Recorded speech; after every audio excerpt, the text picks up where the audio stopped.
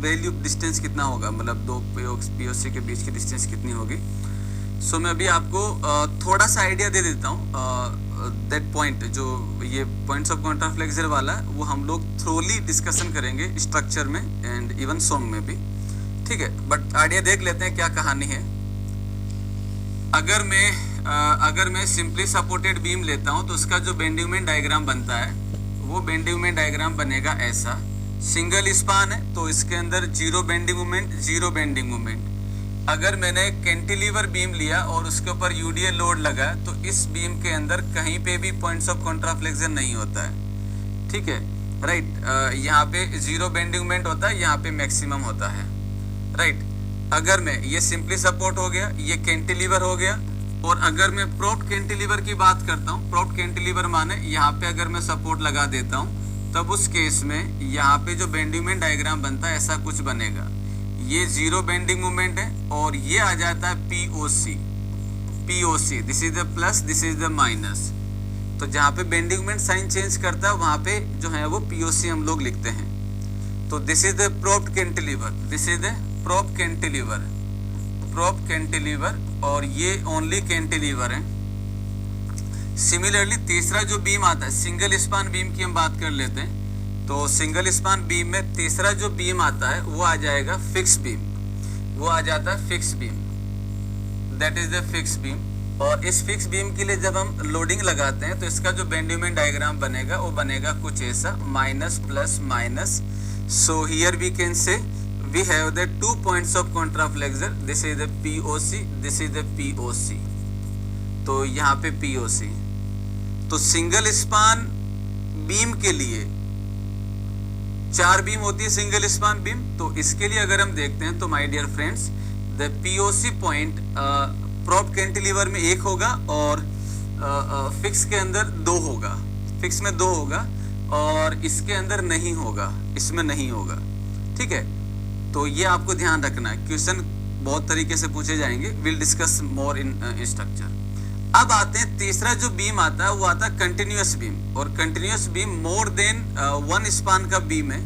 तो मैं यहाँ पे अगर जनरल बात करता हूँ, जनरल बात माने मैं पहले 3 स्पान का बीम ले लेता हूँ। फॉर एग्जाम्पल 3 स्पान का बीम ले लिया,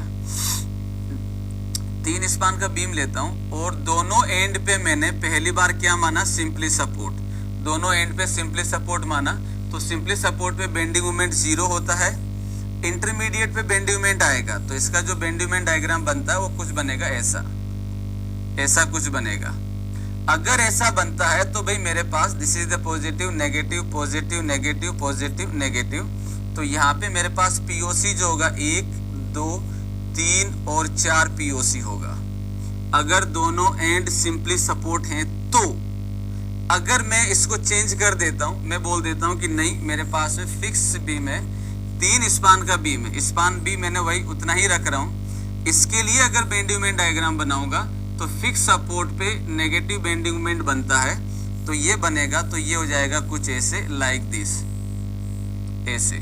so this is the minus plus minus plus minus plus minus minus.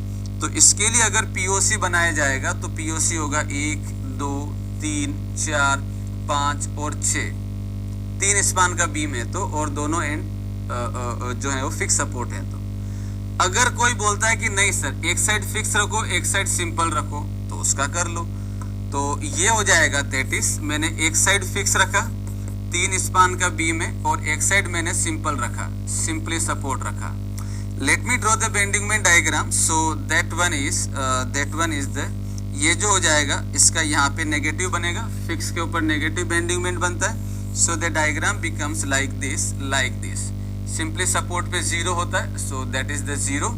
So here I can say that point is this is the POC, this is the POC, this is the POC, this is the POC, और ये नहीं होगा, ये नहीं होगा because यहाँ पे sign change नहीं कर रहा है, साइन चेंज नहीं कर रहा है। क्लियर हो गया? तो द पीओसी बेसिकली अगर मैं बोलता हूं तो भाई मेरे पास में जो वैल्यू है सिंपली सपोर्ट और कैंटिलीवर के लिए कुछ नहीं होगी, बिकॉज सिंगल स्पान पे no change in bending moment. It started in the indeterminate structure, और इनडिटरमिनेट यहां से शुरू होता है, प्रोप कैंटिलीवर में एक होगा, चाहे पॉइंट लोड हो चाहे यूडीएल लोड हो। फिक्स के अंदर 2 होगा, अगेन पॉइंट या यूडीएल कुछ भी हो सकता है, 2 होगा। कंटिन्यूअस के लिए डिपेंड करेगा स्पान कितने हैं, सपोर्ट कैसा है, एंड सपोर्ट कैसे हैं, क्लियर है ना। तो ये इस पे डिपेंड करेगा कि ये कितना होगा, right. So this is all about the POC. आप चाहो तो इसको लिख सकते हो, हालांकि ये स्ट्रक्चर में इससे रिलेटेड क्वेश्चन भी करवाऊंगा। बहुत सारी चीजें होगी इसमें, तो कि जैसे मान लो मैंने 2 स्पान का बीम लिया, तो उसमें 2 स्पान का अगर बीम लिया तो पीओसी कितने होंगे। अगर मैं टाइप ऑफ बीम मेंशन नहीं करता हूं तब कौन सा लेना है, बहुत सारी बातें होगी। इंटरमीडिएट सपोर्ट पे क्यों होता है, कैसे होता है, will discuss thoroughly. So here you can see this is the one. तो आप चाहो तो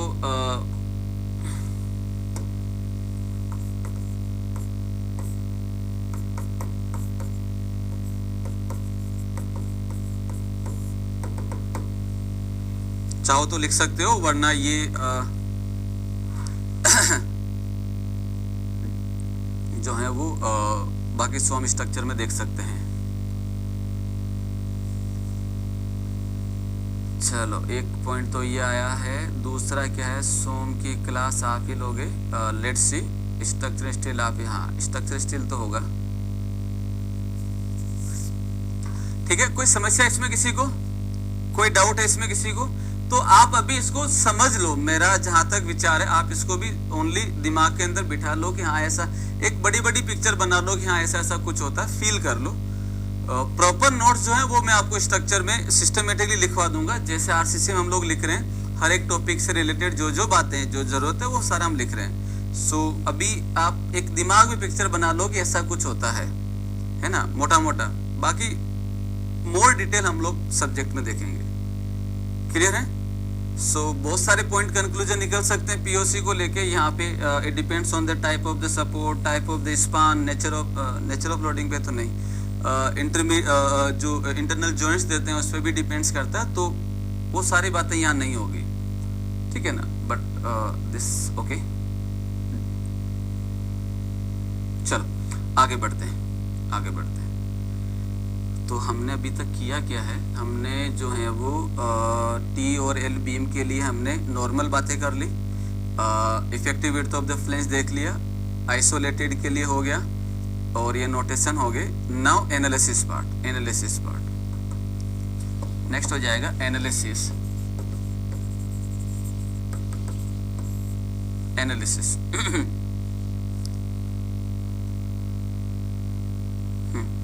नेक्स्ट।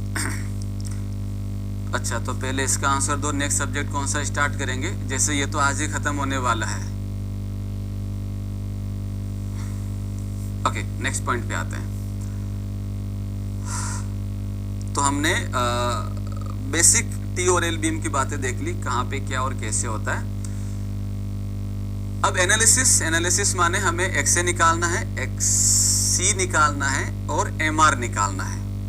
एक्सए निकालना है, एक्ससी निकालना है और एमआर निकालना है। सर ये तो हम कर चुके हैं ना, अच्छी बात है कर चुके हैं। तो अभी तक किया क्या है हम लोगों ने सिंपल सी बात करी थी कि अगर मेरे पास में रेक्टेंगुलर बीम है, ये न्यूट्रल एक्सिस है और यहाँ पे स्टील लगा है जिसको आपने कंक्रीट में बदल दिया था, तो ये कंक्रीट रेक्टेंगुलर शेप के अंदर है, रेक्टेंगुलर शेप में है।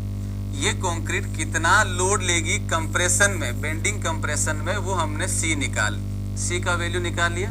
एवरेज स्ट्रेस लीनियर है तो average stress into area of the section, ये हमने सी निकाल लिया, अच्छी बात। ये तो सिंगली में करा, डबली में क्या करा सर, डबली में भी कुछ नहीं किया। डबली में हमने यहाँ पे स्टील लगा दिया, तो जब मैंने यहाँ पे स्टील लगा दिया तो कंप्रेशन में इसकी कैपेसिटी बढ़ गई, तो ये C1 हो गया और ये C2 कर दिया। ये लो, सिंगली और डबली में कॉमन क्या है, कॉमन ये है कि भाई मेरे पास में न्यूट्रल एक्सिस की डेप्थ तक यानी कि XA तक क्रॉस सेक्शन में कोई भी चेंजेज नहीं आ रहा है। ये रेक्टेंगल है तो पूरा का पूरा रेक्टेंगल ही बना हुआ है, शेप में चेंज नहीं हुआ। तो हमने बड़े आसानी से C1 C2 की जो बातें थी वो लिख ली, कोई इश्यू नहीं है। अब क्या कर रहे हैं हम लोग, अब हम जो ये बोल रहे हैं कि भाई मेरे पास अब ये जो रेक्टेंगुलर शेप है ना, ये रेक्टेंगुलर शेप अब नहीं है, इसको हटा दो। अब मेरे पास में जो शेप बन रहा है वो शेप बन रहा है that is in the shape of T और एल बीम। मैं कोई सा भी एक बीम ले लेता हूं। फॉर एग्जांपल मैंने ले लिया टी बीम, ये मैंने कोई भी एक एग्जांपल ले लिया, this is the T beam. इसको मान लो मुझे एनालिसिस करना है, मान लो एनालिसिस करना है, तो मैं इसको जूम कर लेता हूं। तो मान लीजिए ये मेरे पास में टी बीम ले लिया, मैंने फ्लेंज की चौड़ाई बढ़ा दी पहले केस में, तो ये हो जाएगा this is the B W, ये हो जाएगा B W, this is the B F, this is the D F, ये मोटा मोटा डी एफ हो जाएगा। यहाँ पे ये लगा तो ये स्मॉल डी हो जाएगा, this is the small D हो जाएगा। टी बीम बना दिया। ये मोनोलिथिक भी हो सकता है और आइसोलेटेड भी हो सकता है, यानी कोई भी हो सकता है। अब अगर मैं स्ट्रेस डायग्राम बनाता हूं तो स्ट्रेस डायग्राम तो ऐसा ही बनेगा, वो तो थ्योरी पे डिपेंड करता है, वो तो थ्योरी पे डिपेंड करता है, उसका तो क्रॉस सेक्शन से अभी कोई लेना देना नहीं है। तो स्ट्रेस डायग्राम हमने बोला कि भी मेरे पास में लीनियर रहता है, that's okay, this is the linear है। यहां पे मेरे पास में इफेक्टिव डेप्थ तक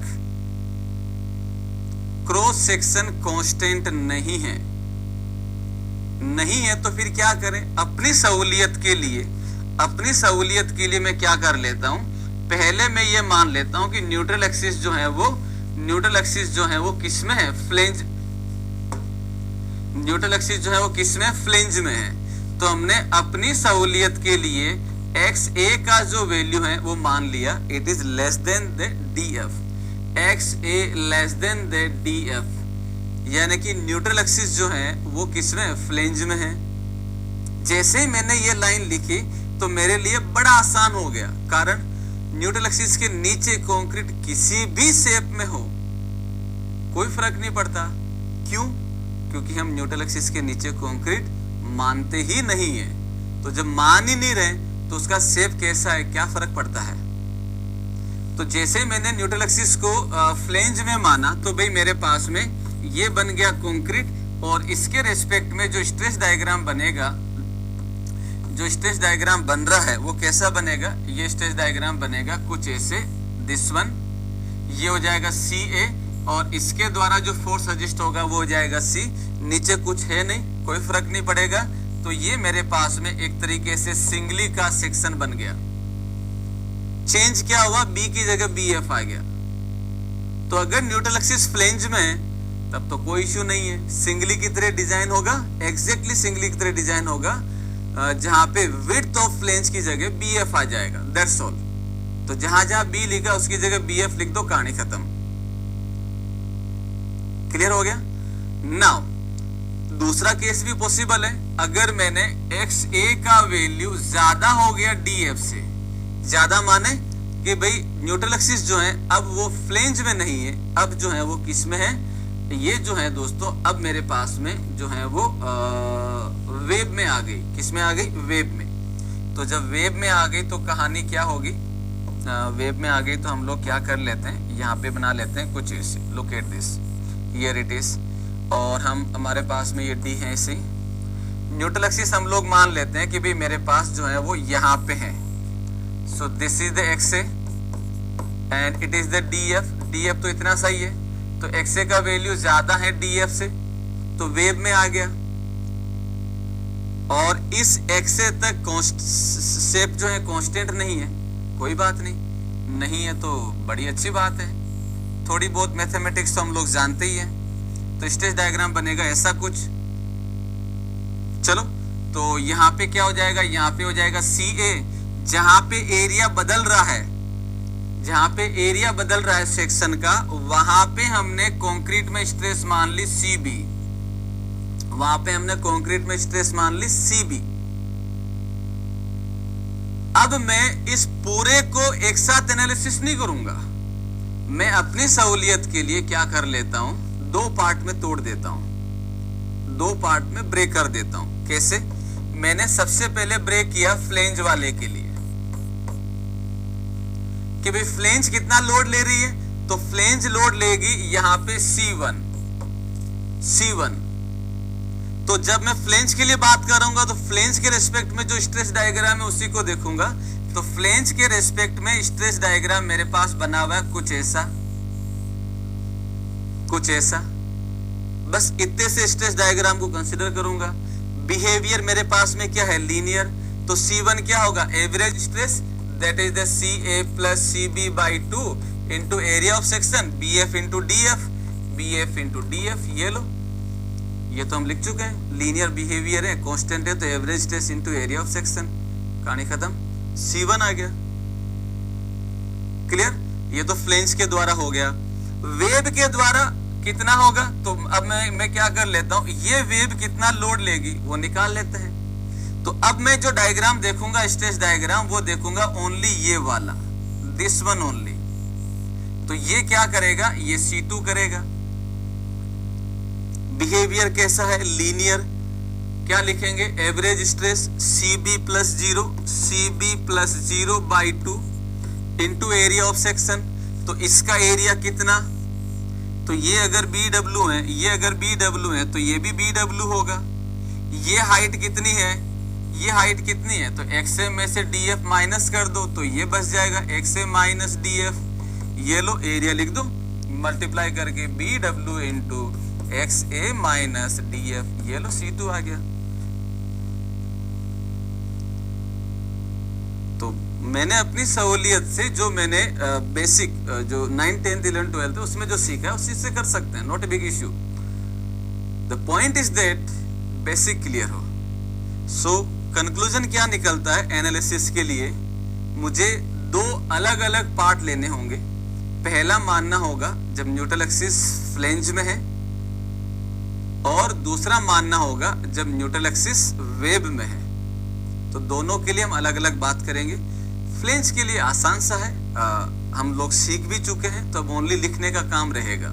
ठीक है, कोई डाउट हो तो बताइए। हालांकि दोबारा अभी मैं सारा बताते टाइम फिर एक्सप्लेन करूंगा, ये आपको समझाने के लिए था कि फॉर्मूले रटने नहीं है, लंबे लंबे फॉर्मूले जो भी आते हैं आपको पता होना चाहिए कि यार ये तो एवरेज ही तो निकालना है। मान लो ये 4 वैल्यू है, ये 4 है, ये 5 है, तो 4 + 5 बटा 2 एवरेज आ गया, फिर एरिया से मल्टीप्लाई कर लो, दैट्स वेरी इजी। ठीक है, चलिए। सो एनालिसिस के अंदर हम लोग जो है पहला ले लेते हैं, क्या हो जाएगा, when neutral axis is in flange. जब न्यूट्रल एक्सिस फ्लेंज में होती है तब क्या होगा, XA less than DF, XA का वैल्यू लेस देन है DF से, देन क्या होगा, तो इसमें अगर हम बात करेंगे तो ये हो जाएगा, ये हो जाएगी flange, here it is, this is the one. तो यहाँ पे अब हम प्रॉपर नोटेशन लिख लेते हैं, this is the BW, this is the BF and this is the DF, here it is, this is the DF and this is the AST। तो ये हो जाएगा M into AST, इसके CG से ये जो डिस्टेंस होगा that is the D and here I can say this is the depth of the neutral axis XA, this is the depth of the neutral axis XA। तो पहला इसके लिए अगर हम लिखेंगे तो क्या लिखेंगे, actual depth of neutral axis, पहला पार्ट हो जाएगा इसका 4XA, पहला हो जाएगा 4XA। तो बताओ XA क्या लिखूं मैं, न्यूट्रल एक्सिस के ऊपर एरिया ऑफ कंक्रीट कितना होगा, BF इंटू XA, तो ये हो जाएगा BF इंटू XA बाई 2 बराबर होगा M into AST into D minus XA, M into AST into D minus XA के। तो ये इक्वेशन ठीक वही है जो आपने रेक्टेंगुलर के लिए लिखा है। दूसरा हो जाएगा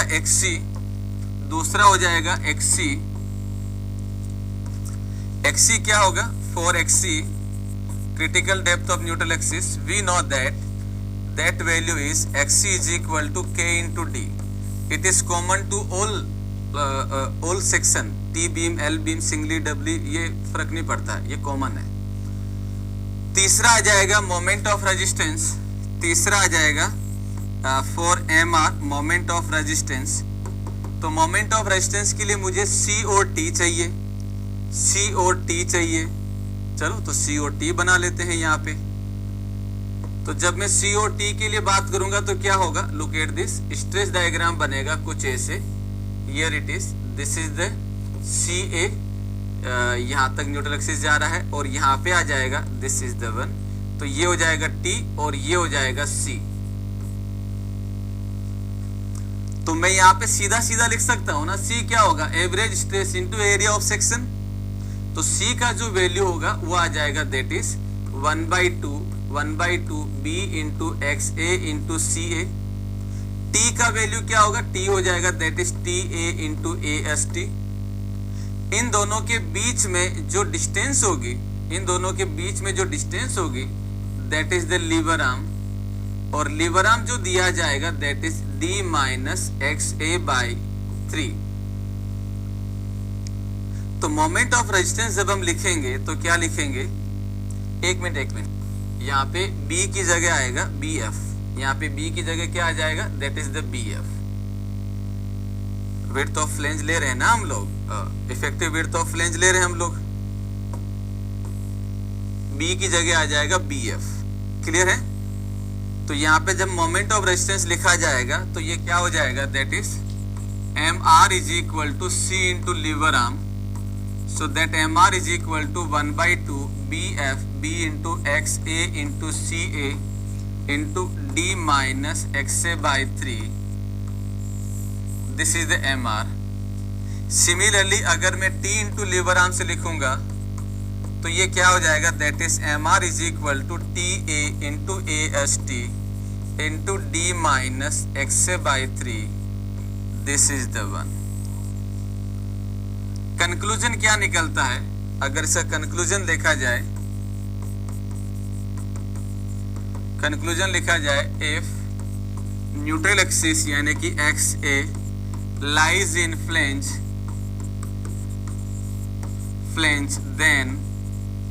देन टी और L beam behave like a imaginary rectangular beam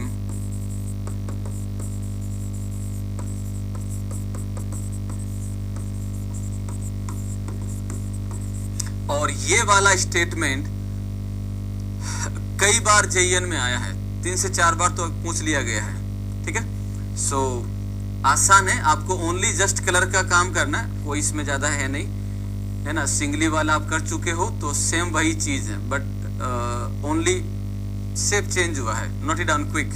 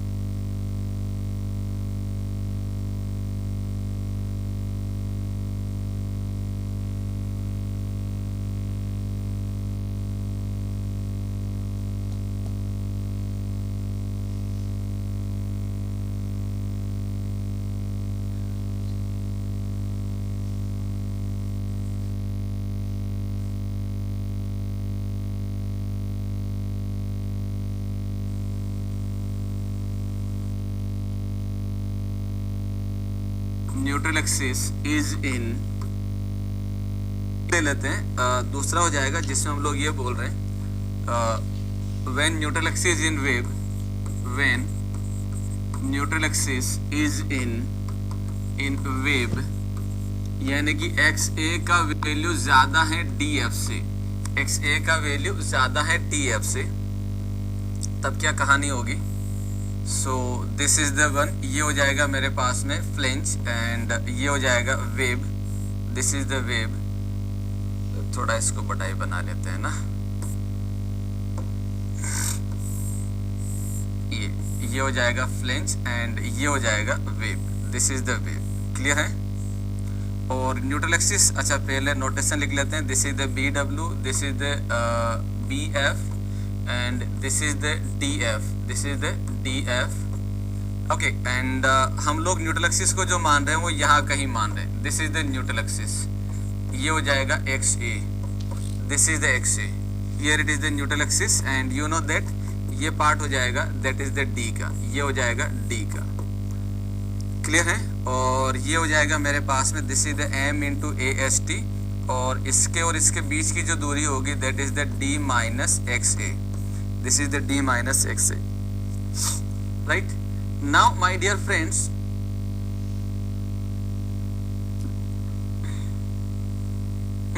now my dear friends, अगर हम बात करें तो पहला हमारा जो पार्ट होगा इसमें, वो पार्ट क्या हो जाएगा, पहला हो जाएगा actual depth of neutral axis निकालना। क्या करना, actual depth of neutral axis निकालना है। तो अब मैं चाहता हूं कि सब लोग इसका इक्वेशन खुद से लिखें, यहां ना देखें। तो फटाफट लिखो, जो कंसेप्ट मैंने आपको सिखाया है उसको ध्यान में रखते हुए इसका आपको एक्स ए का इक्वेशन, हाँ एक्स ए का इक्वेशन लिखना है। रफ में लिखिए फटाफट। माइंड में क्या है, माइंड में ये है कि न्यूट्रल एक्सिस के ऊपर एरिया ऑफ कंक्रीट है, उसका मोमेंट बराबर होगा न्यूट्रल एक्सिस के नीचे एरिया ऑफ कंक्रीट के मोमेंट के। तो फटाफट लिखो, 10 सेकंड से ज्यादा का समय नहीं है।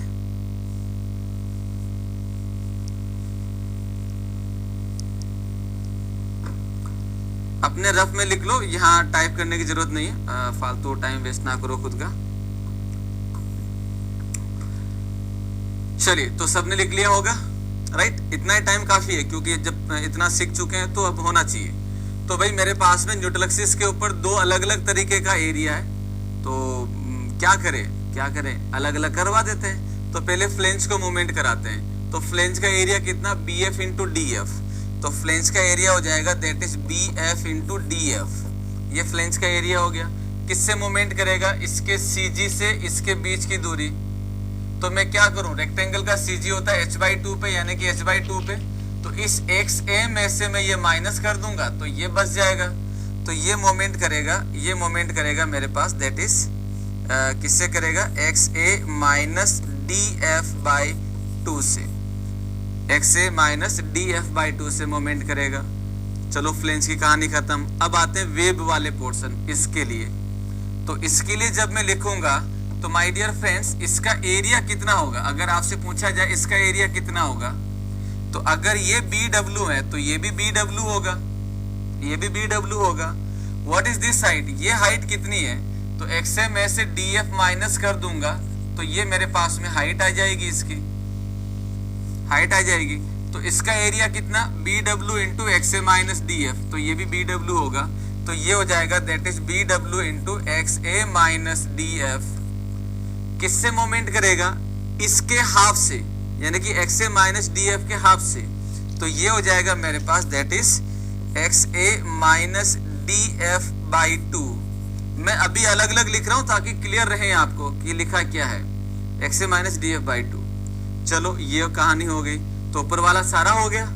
अब बाकी आ जाते हैं नीचे वाले पे। तो क्या होगा, एम इंटू एच टी, फिर इससे मल्टीप्लाई कर देते हैं। तो ये हो जाएगा मेरे पास that M into H T D minus X ए।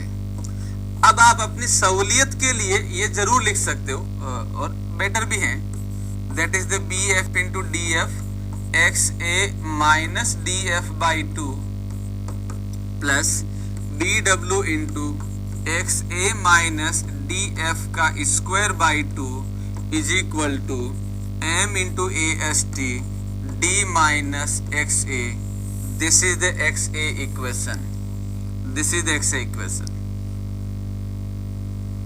कोई इश्यू नहीं है भाई, जो सीखा है उसी से करा है, कोई नया तो याद कर नहीं रहे। नेक्स्ट हो जाएगा एक्सी, दूसरा हो जाएगा 4xc। तो xc तो कॉमन है भाई, इसको तो बार बार ना लिखे तो भी चल सकता है। xc is equal to k into D, k into D. अब आते हैं नेक्स्ट पार्ट पे, जहां पे हम लोग बोल रहे हैं क्या बोल रहे हैं, मोमेंट ऑफ रेजिस्टेंस निकालना। नेक्स्ट हो जाएगा दैट इज mr कैलकुलेट करना। तो तीसरा हो जाएगा मेरे पास दैट इज, तीसरा हो जाएगा फॉर mr। तो mr के लिए हमें c चाहिए, t चाहिए। तो हम ये जानते हैं c और t इसके लिए सीधा तो नहीं निकलेगा, फ्लेंज का अलग निकालना, वेव का अलग निकालना। तो पहले हम एक काम करते हैं, mr से पहले हम लोग यहाँ पे लिख लेते हैं फॉर, यहाँ पे लिख लेते हैं फोर्सेस कैलकुलेशन। जो फोर्स हम कैलकुलेट करना चाह रहे हैं वो लिख लेते हैं। तो ये हो जाएगा that is force calculation, force calculation. और मैं यहाँ पे जो है वो डायग्राम में ही बना लेते हैं,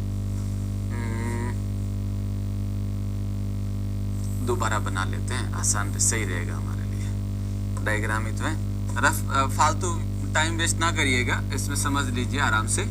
तो ये हो जाएगा that is, here it is, this is the one. और न्यूट्रल एक्सिस हमने माना है यहाँ पे, this is the neutral axis. आप चाहो तो ऊपर में भी शो कर सकते हो, कोई बड़ी बात नहीं है, सेम ही है। मैं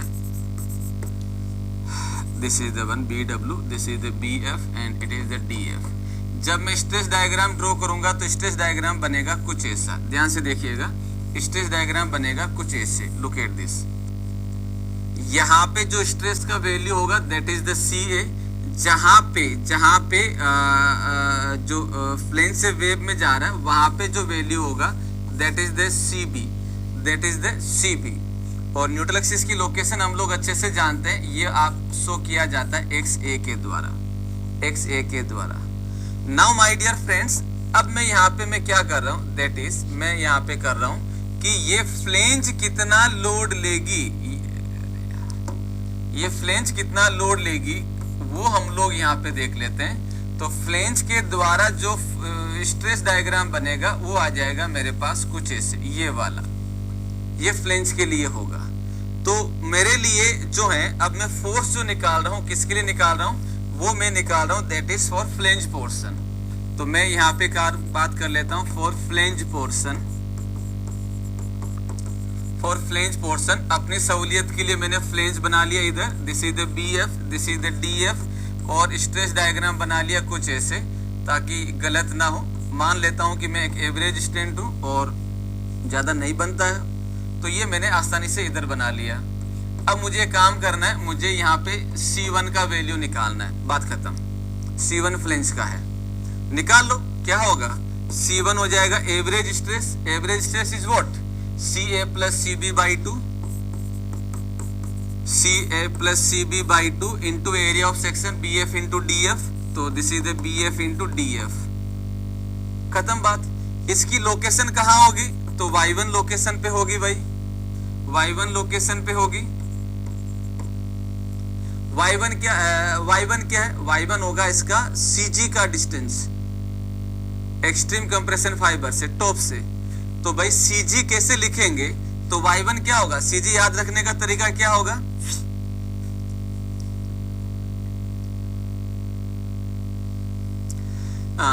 CG क्या लिखेंगे, that is the greater dimension plus twice of smaller dimension divided by greater plus smaller into h/3। तो ये हो जाएगा मेरे पास दैट इज CB। ये क्या हो जाएगा, that is greater dimension plus twice of smaller dimension, greater dimension twice of smaller dimension divided by greater plus smaller into h/3। h यहाँ पे क्या है, DF, हियर इट इज। तो ये आ जाएगा C1। क्लियर है, चलिए अब यहीं पे वापस आ जाते हैं ऊपर वाले में। तो ये तो मेरे पास में निकल गया दोस्तों, क्या आ गया, दिस इज द C1। नहीं, इसको मैं अलग कलर से शो कर देता हूँ। ये आ गया मेरे पास में C1, this is the C1, और यहाँ से यहाँ तक की जो दूरी होगी वो हो जाएगा Y1, और ये जो डिस्टेंस होगा वो हो जाएगा LA1, और यहाँ पे जो फोर्स आ जाएगा वो आ जाएगा दैट इज द T1। तो मैं पहले इसी के लिए लिख देता हूँ सारी कहानी, क्या क्या बात कर रहे हैं हम लोग। तो ये हो जाएगा Y1, T1 क्या होगा, T1 सेम रहेगा TA into AST1, Libre arm 1 क्या होगा, लिबर आर्म 1 हो जाएगा D माइनस Y1। ये फ्लेंज की कहानी हो गई खत्म, बड़ा आसान सा, कोई मुश्किल नहीं है। चलो अब हम बात कर लेते हैं किसके लिए, वेब के लिए। कहाँ गया वेब, ये रहा वेब। वेब के लिए बात कर लेते हैं। तो वेब में क्या होगा, now we are talking about this portion. तो भाई मेरे पास में स्ट्रेस डायग्राम जो बनेगा वो डायग्राम बनेगा कुछ ये वाला, ठीक है। तो मैं इसी चीज को उठा के ये हाइट कितनी हो जाएगी, x से में से df माइनस कर दो, x से माइनस df, ये bw है तो वैसी बात है ये भी bw ही होगा। तो मैं वेब वाले के लिए बात कर लेता हूं जिसका फोर्स आ जाएगा C2, इस C2 अभी यही इतना सही लिखो, पोछ ना करें।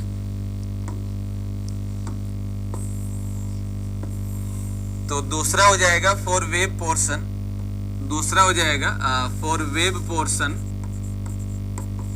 पोर्शन। तो माइंड के अंदर डायग्राम बना हुआ है, डायग्राम क्या बना है, माइंड में डायग्राम बना हुआ है मेरे पास में। वेब ये है जिसकी विड्थ यहाँ पे BW है, हाइट इसकी जो है वो XA माइनस DF है, और स्ट्रेस डायग्राम जो बना है वो डायग्राम बना है कुछ ऐसा, यहाँ पे CB लिखा है और ये 0 है, और ये फोर्स हो जाएगा C2। ऊपर देखता हूं तो बहुत ज्यादा बना हुआ है, नहीं समझ में आ रहा, इतना तो समझ में आता है, ये तो रेक्टेंगल वाला पार्ट हो गया। तो क्या लिखें इसके लिए, then the C2 is what is this, average stress CB plus 0/2, तो 1/2 CB लिख देता हूं, 1/2 CB। एरिया ऑफ सेक्शन क्या हो जाएगा, BW into XA minus DF, चलो अच्छी बात। नाउ Y2 क्या होगा, Y2 होगा इसका लोकेशन। तो मैं यहाँ पे Y2 की जो वैल्यू शो करूंगा वो क्या शो करूंगा, दैट इज पहले बताए, अच्छा Y2 का लोकेशन क्या होगा कि भाई जो ये फोर्स निकला इसके CG पे लाई करेगा नहीं करेगा, इसका CG कहाँ पे, इस हाइट के 1/3 पे, तो ये इस हाइट के 1/3 पे होगा, that is the XA minus DF/3, but it is not right one, why, क्योंकि मैं ये अच्छे से जानता हूं माय डियर फ्रेंड्स कि भाई मेरे पास इसके ऊपर जो है वो क्या है, फ्लेंज भी है, इसके ऊपर फ्लेंज भी है। तो स्ट्रेस डायग्राम भी अगर मैं देखूंगा तो स्ट्रेस डायग्राम मेरे पास जो बनेगा ऐसा कुछ होगा, हाँ या ना। Y2 हम जो मेजर करते हैं ना दोस्तों, वो मेजर करते हैं टो फाइबर से, और आप ये अच्छे से जानते हैं कि भाई ये जो डेप्थ है वो DF है। तो अब आप मुझे बता दो Y2 का वैल्यू क्या होगा। तो Y2 का वैल्यू यहां से लेके यहां तक की डिस्टेंस है, ये वैल्यू हमने लिख दिया XA माइनस DF/3, उसमें ये ऐड कर देते हैं DF, तो ये मैंने ऐड कर दिया, this is the DF। Y1 Y2 top fibre से मेजर किया जाता है, नॉट बिलो से मेजर नहीं करते हैं। चलिए, so this is the Y1। तो यहां से अगर मैं LA2 लिखूंगा तो ये हो जाएगा D minus Y2, and T2 लिखूंगा तो ये हो जाएगा that is TA into AST2। ये लो जी, अब इसको यहाँ पे शो कर दो। कहाँ गया मेन डायग्राम, ये रहा मेन डायग्राम, हाँ ये मेन डायग्राम आ गया। तो यहाँ से यहाँ तक की जो दूरी हो जाएगा this is the Y2, and यहाँ पे आ जाएगा this is the T2, and in दोनों के बीच की जो दूरी हो जाएगी वो हो जाएगी LA2। Simple, clear. तो अब अगर मुझे MR लिखना है तो क्या लिखेंगे, C1 into LA1 plus C2 into LA2, यही लिखेंगे, उल्टा वाला तो लिखेंगे नहीं, क्योंकि दोनों का CG दोनों की लोकेशन एक जगह नहीं है।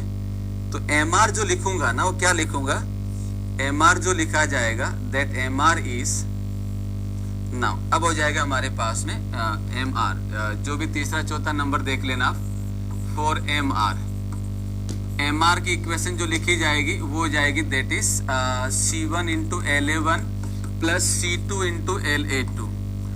अब भाई इक्वेशन सीधी सी बात है, बहुत बड़ी इक्वेशन है, तो कैसे लिखें, इसके लिए काम करो, आपको करना क्या है, बड़ा आसान सा है, ये डायग्राम माइंड में बिठा लो, नोटेशन माइंड में बिठा लो, फ्लेंज की विड्थ BF, डेप्थ DF और वेव की विड्थ BW, ये तो जानते ही हैं। स्ट्रेस डायग्राम में ऊपर CA होगा, जहां पे फ्लेंज से वेव में जा रहा है वहां पे CB स्ट्रेस होगी, बस इतना ही। सबसे ऊपर CA, जहां से एरिया चेंज हो रहा है वहां पे CB, फ्लेंज की डेप्थ DF है, विड्थ BF है और वेव की विड्थ BW है। माइंड के अंदर बैठ गया अच्छे से, चलो अच्छी बात। अब आते हैं, ये तो हमने वैसे समझ के लिखा है तो रटने की तो वैसे जरूरत नहीं है। अब आते हैं यहाँ पे mr की इक्वेशन लिखते हैं। तो जब मैं mr की इक्वेशन लिखूंगा यहाँ पे, तो मैं ये अच्छे से जानता हूं C1 और LA1 फ्लेंज का है, फ्लेंज के ऊपर CA, नीचे CB, ठीक है। तो क्या लिखेंगे, इसका क्या लिखेंगे, that is the CA plus CB by 2 average stress into area of section. Area क्या होगा, BF इंटू DF, तो ये हो जाएगा BF इंटू DF। चलो कहानी खत्म। लीवर आर्म वन क्या होगा, D माइनस Y1 क्या था, ट्रेपेजोइडल का CG था। तो ट्रेपेजोइडल के CG में अगर हम देखें तो ये CA है, ये CB है। क्या होता है ट्रेपेजोइडल का CG, greater dimension plus twice of smaller dimension divided by greater plus smaller into height by 3, तो ये हो जाएगा that is into height by 3 DF by 3। ये लो जी, इसको ब्रैकेट में कर दो क्योंकि मुश्किल हो जाएगी, थोड़ा नोटेशन इधर उधर ना हो, ठीक है। तो ये हो गया मेरे पास में C1 इंटू LA1। चलो ये भी डायग्राम से देख के कर लिया। नाउ C2 किसका है, वेव का एरिया क्या है, BW, विड्थ BW, हाइट क्या है, XA में से DF माइनस कर दिया तो ये हाइट आ गई। स्ट्रेस डायग्राम कैसा बन रहा है, ट्राइंगल, मैक्सिमम वैल्यू कितना है CB, तो पहले C2 लिखो वेव के लिए, तो क्या लिखेंगे, that is 1/2 average stress CB plus 0, तो ये हो गया CB। Area of section BW into XA minus DF, BW into XA minus DF, area हो गया, ठीक है। नाउ लीवर आर्म हो जाएगा D माइनस, पहले इस C2 को ट्राइंगल के CG पे अप्लाई कर देते हैं, तो ट्राइंगल का CG H/3, H है XA माइनस DF/3, लेकिन ये ऊपर से मेजर हो रहा है तो इसमें DF ऐड करना पड़ेगा, तो ये हम लोग इसमें DF ऐड कर देते हैं, इसको भी ब्रैकेट में कर दो। ये लो जी, सारी कहानी खत्म, बिना रटे, बिना अगर बेसिक क्लियर है तो कोई सा भी शेप दे दो ना, क्या फर्क पड़ता है, राइट। अब अगर आपको T के लिए अगर आपको पूछ दे कि भी MR निकालो, तो MR के लिए मैं यहीं पे कुछ एक्सप्लेन कर देता हूं ताकि समझ में आ जाए। CA और CB में रिलेशन हम जानते हैं, ये वाला रिलेशन है, this is the CA, this is the CB, this is the DF और ये हो जाएगा XA। अगर मुझे XA पता है और CA पता है तो CB वैसे ही पता है, अननोन नहीं है। यहाँ पे मेरे पास में CA अननोन है, XA का वैल्यू मैं निकाल सकता हूँ, ओनली एक अननोन है CA। पूरी इक्वेशन में अगर आप देखोगे तो एक ही अननोन ऐसा है जिसका वैल्यू तुम्हें सोचना पड़ेगा, ठीक है। तो पहला क्या करेंगे, अब हम CA के लिए अच्छे से जानते हैं, लास्ट क्वेश्चन में हमने चेक किया है, अंडर एंड फोर्थ सेक्शन है तो CA का वैल्यू सिमिलर ट्राइंगल से निकालेंगे। बैलेंस या ओवर है तो हम लोग CA का वैल्यू सिग्मा CBC पुट कर देंगे। ये लो, ये आपके 30 मार्क्स। पहले XA निकाल लो, जो भी फॉर्मूला दे रखा है, फिर क्या करो, XA निकाल दो, सेक्शन क्लासिफाइड कर लो एंड कैलकुलेट कर लो, पुट कर लो। CA का निकालने बाद CB निकाल लो, पुट कर लो, रटना तो वैसे भी नहीं है ये वाली इक्वेशन, और एग्जाम में आती भी है। ठीक है, चल तो ये आपके चैप्टर हैं, दैट इज द टी और एल बीम का। बड़ा आसान है, कुछ नहीं है। चलो तो कहाँ थे हम लोग? हाँ, यहां से स्टार्ट करो।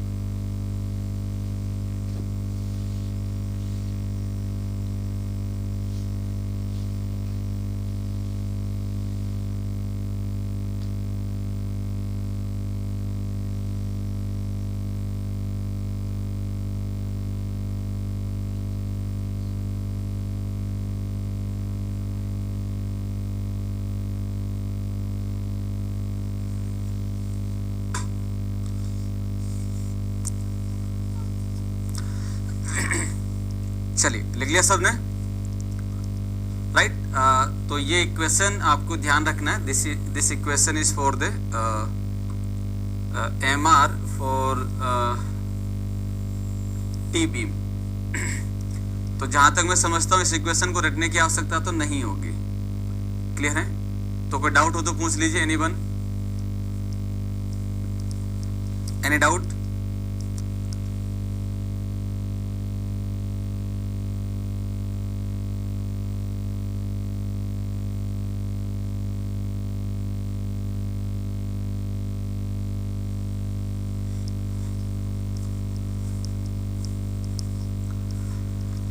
चलो जी, तो अब हम एक काम कर लेते हैं, इस टॉपिक को एक क्वेश्चन बना लेते हैं न्यूमेरिकल, जो पूछा जाता है एग्जाम के अंदर।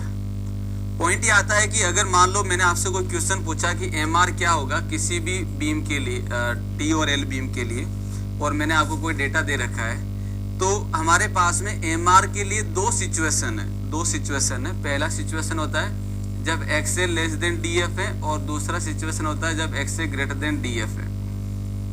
अगर लेस देन डीएफ है तो एमआर का इक्वेशन आप सिंपल लिख सकते हो 1/2 BF into X into C A into D minus X A by 3 से रेक्टेंगल वाले फॉर्मूले से हम लोग लिख सकते हैं। और अगर ज्यादा होता है तब हमारे पास एक बड़ी सी इक्वेशन है जिसको हमें देखना पड़ता है, उसके हिसाब से हम लोग वैल्यू लेते हैं।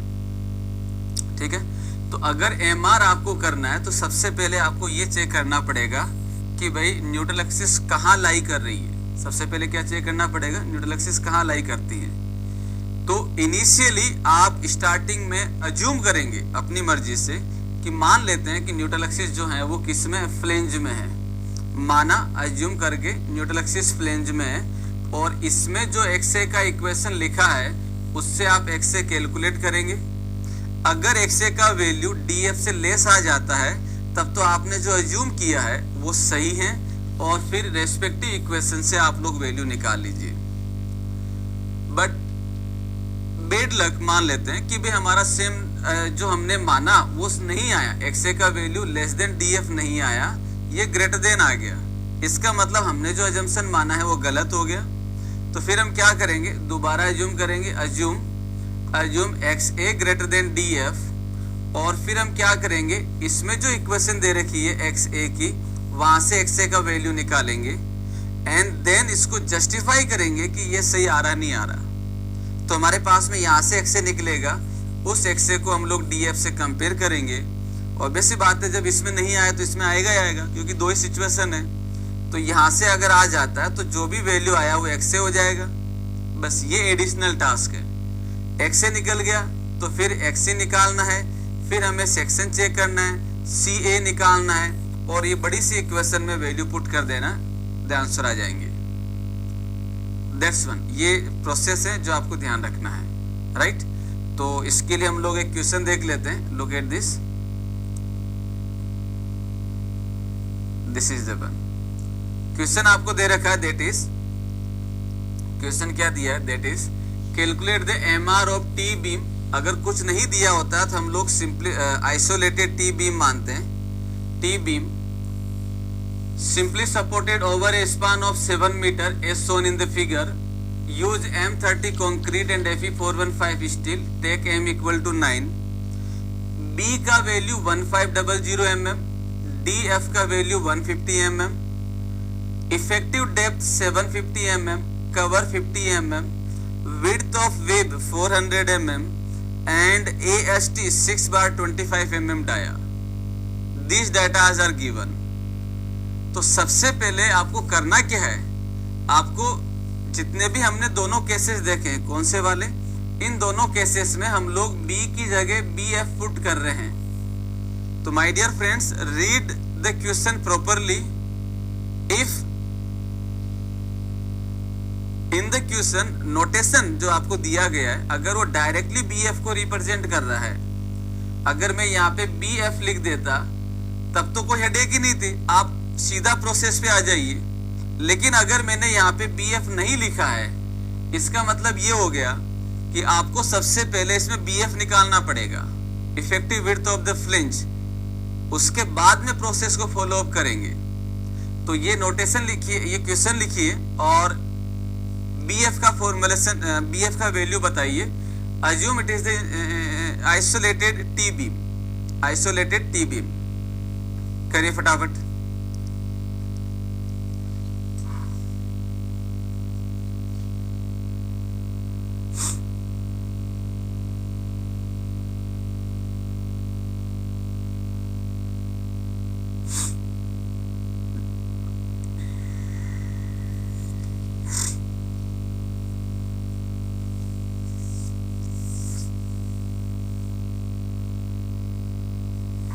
बी डब्ल्यू का जो वैल्यू है वो यहाँ पे 400 mm गिवन है।